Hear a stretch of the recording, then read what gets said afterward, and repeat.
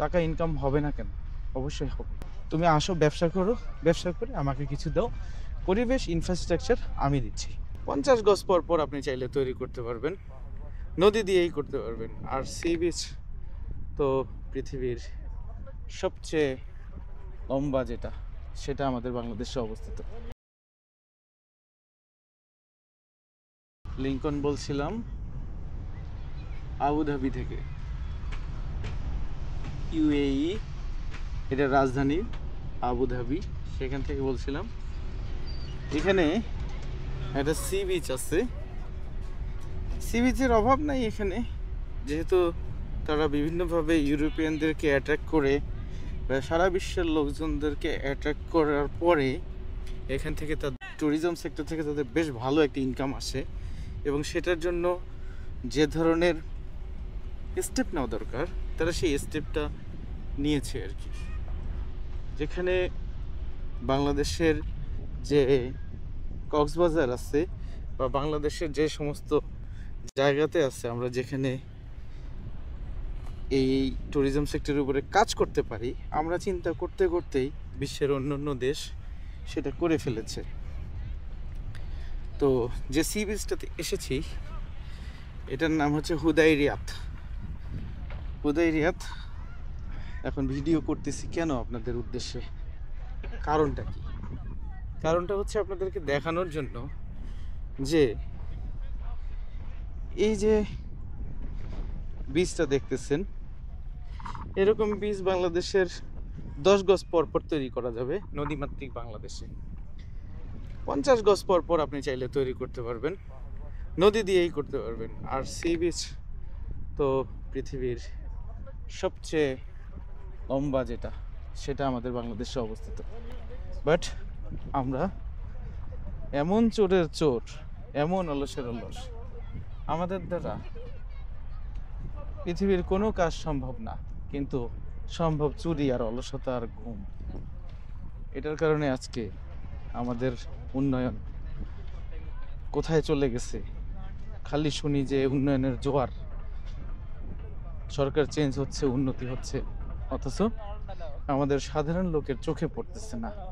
আমরা সাধারণ লোকরা কি কাঠের চশমা দিয়ে উন্নয়ন দেখব, নাকি কাঠের চশমা পরে আছি না সরকারের চশমা দিয়ে দেখব?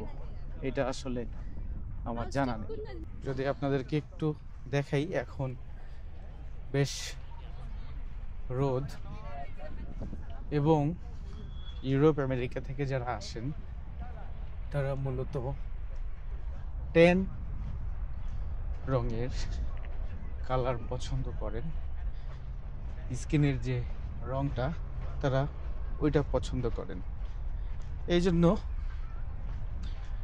তারা এখানে আসেন। এবং তাদেরকে অ্যাট্রাক্ট করার জন্য যেটা করা দরকার সারা বিশ্বের লোক সেটাই করে। তাদের টাকা কিভাবে দুবাই যারা ইনভেস্টর তাদের হাতে আনা যায় সেটা তারা খুব ভালোভাবে রপ্ত করেছে। তো আমি যেটা দেখালাম এটা আপনারা দেখলেন, এবং আমরাও দেখেছি আমাদের কক্সবাজারের যে সি বিচ, এটার যে ন্যাচারাল সিনারি, এটা আমাদের সম্পদ। এটা এখানকার চেয়ে 1000 গুণ দেখতে সুন্দর। বাট সেখানে টুরিস্টরা এইভাবে একেবারে স্বাধীনভাবে ঘোরাফেরা করতে পারবে না। এই যে এইভাবে স্বাধীনভাবে ঘোরাফেরা করতেছে যে ভদ্রমহিলা, এই যে এখানে বসে আছে, এই যে কেউ নাচ করতেছে, গান করতেছে, এটা আমাদের দেশে পসিবল না। নিরাপত্তার একটা ব্যাপার চলে আসে। ইউএই যেটা করেছে সেটা হচ্ছে তোমার নিরাপত্তার ব্যাপার আমি দিয়েছি, তুমি ইনভেস্ট করবা, তোমার ইনভেস্ট সিকিউর। ট্যাক্সের ব্যাপারে একেবারেই জিরো ট্যাক্সে কিছু কিছু কাজ করতে পারবা। তুমি আসো, ব্যবসা করো, ব্যবসা করে আমাকে কিছু দাও, পরিবেশ ইনফ্রাস্ট্রাকচার আমি দিচ্ছি। এটা হচ্ছে তাদের মূল পলিসি। যেখানেই যাচ্ছে দেখতেছেন নীল সমুদ্র, এবং এখানে মরুভূমি, এই যে মরুভূমির বালি, তা আমাদের দেশের বালির জাত থেকেও এর থেকে উন্নত। আমাদের দেশে এই ন্যাচারাল সিনারির পাশাপাশি সবুজ গাছের সমারোহ রয়েছে, তারপর আমরা আসলেই কিছু করতে পারতেছি না। এখন আমরা সাধারণ লোকজন তো আসলে এই কিছু করার মধ্যে থাকতে পারবো না। কিছু কারা করতে পারবে? সরকারের পদক্ষেপ লাগবে, না আমরা ব্যক্তিগতভাবে কিছু করব? দেশ থেকে অনেক লোকজন এখানে চলে আসেন।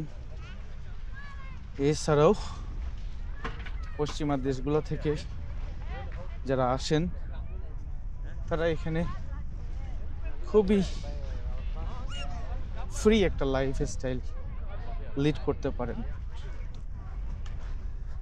এবং আমাদের দেশে এটা প্রায় অসম্ভব বলতে গেলে।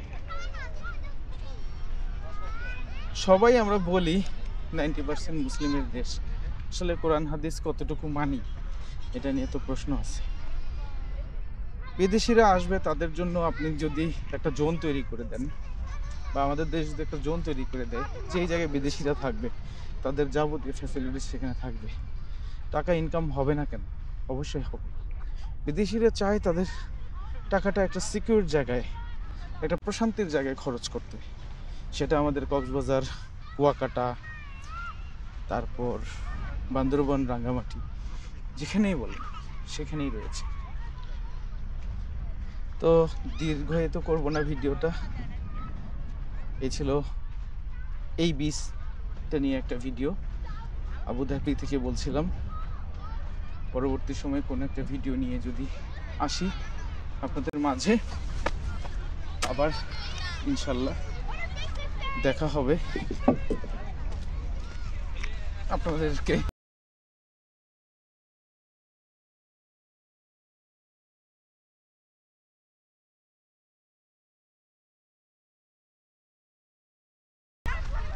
আজকে এখানেই বিদায় জানাচ্ছি।